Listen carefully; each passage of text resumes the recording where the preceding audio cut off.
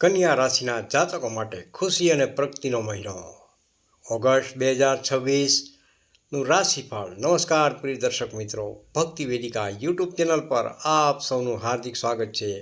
હું છું આપનો મિત્ર મુકુંદ જોશી.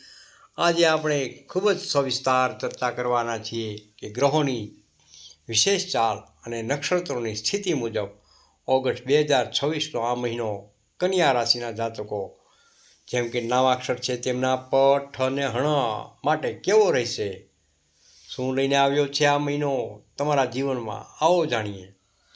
કારકિર્દી, વેપાર, ધન, પરિવાર તેમજ સ્વાસ્થ્યનું સંપૂર્ણ ભવિષ્યફળ. ઓગસ્ટ 2026 એક નવી શરૂઆત અને સકારાત્મક ઉર્જા. ઓગસ્ટ મહિનાની શરૂઆત જ તમારા માટે ખૂબ જ ઉર્જાવાન અને સકારાત્મક રહેવાની છે.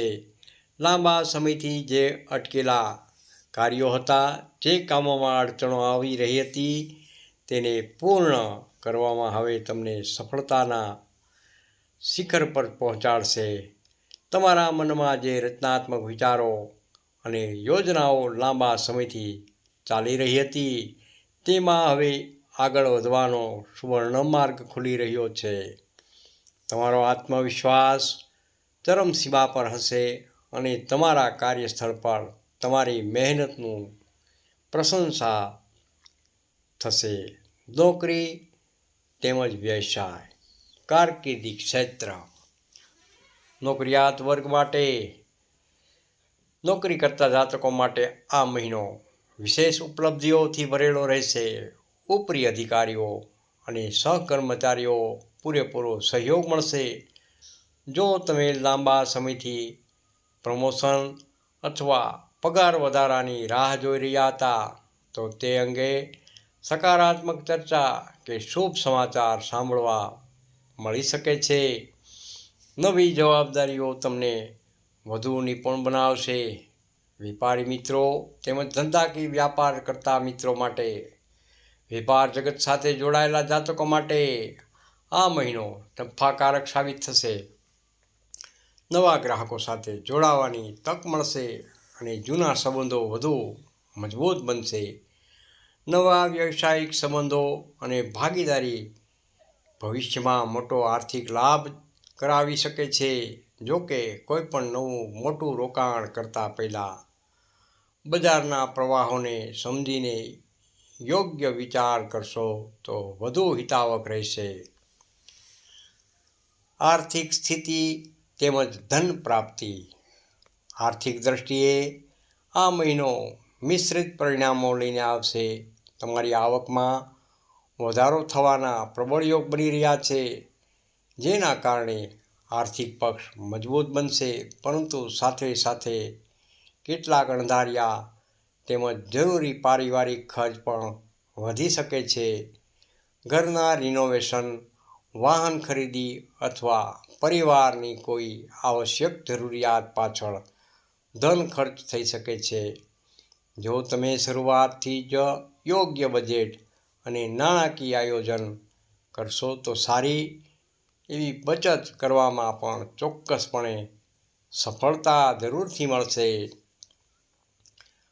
પારિવારિક જીવન અને સંબંધો. પરિવારમાં ખુશીઓનું આગમન થશે અને સમગ્ર મહિના દરમિયાન હર્ષોલ્લાસનું વાતાવરણ જળવાઈ રહેશે. પરિવારના તમામ સભ્યોનો સ્નેહ અને સહયોગ તમને પ્રાપ્ત થશે.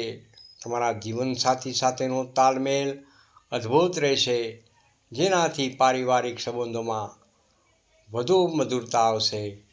જો સંતાન સાથે જોડાયેલા કોઈ ચિંતા હતી તો તેનું નિવારણ આવશે અને સંતાન તરફથી કોઈ ગર્વ લેવા જેવી ખુશ ખબર મળવાની પ્રબળ શક્યતાઓ બની રહી છે.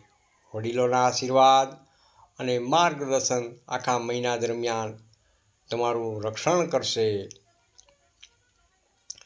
પ્રેમ જીવન તેમજ રોમાંચ.